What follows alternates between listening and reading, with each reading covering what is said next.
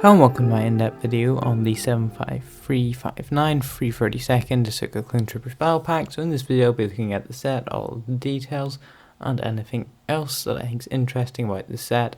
So starting off with the box art, it's standard Clone Wars one with the 20 year of Clone Wars, even though that's the original Clone Wars, so it doesn't really apply to this set. And you can see the set has 108 pieces, which isn't much, and whenever you consider the new price, which I'll talk about in a second, that is not really what you'd hope for. It does come with 4 minifigures, so 332nd Troopers and Clone Captain Vaughn, and then the back of the box you can just see the set in a different angle. The background for the box art actually looks quite nice. It's a Mandalore like skyline and it looks pretty good.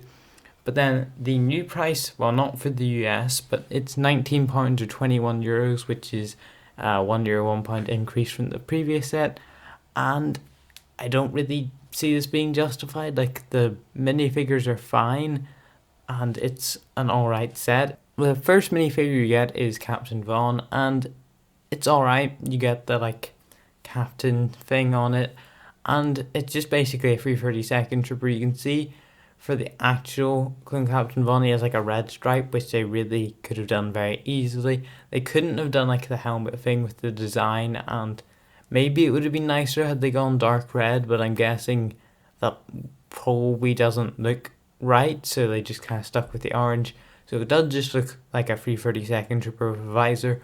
But then if you just wanted to have a 332nd Trooper, if you've bought multiple of these and don't need multiple Captain Vaughns, it makes sense like that. And then you get 2 jetpack ones just with a blue jetpack, no difference to the printing at all, and then 1 non-jetpack one. Reasonable minifigures, like, they're fine. The previous 332nd Trooper has slightly thinner lines for like some of the things, and it looks a bit different, but there's no massive difference. There wouldn't be any problem putting them or displaying them together, I don't think. And overall, like, it's battle pack, you get 4 minifigures. It's fairly reasonable minifigure selection.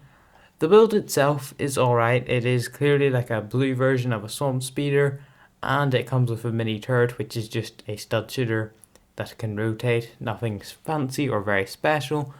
And yeah, the set itself looks fine. It's slightly downsized. It's more compact than the previous version. And you can hold a couple blasters. It has a couple stud shooters. You can hold 2 minifigures. You can't put the jetpack troopers in because it's a chair, so it kind of sucks that way. And it's like a more curved design compared to the previous version.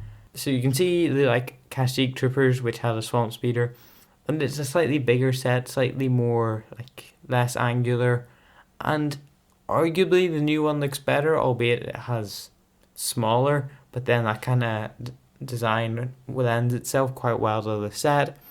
And you can see like the minifigures, 2 minifigures are quite well protected. They do fit in quite well, albeit they're slightly tall, like they're only maybe like a brick off the full height of it, and the longer blaster does like really stick out behind them, and you can see it here with the minifigures. And overall, it's a reasonable battle pack. It's slightly annoying that they increased the price more, but then it's still a reasonable battle pack. It's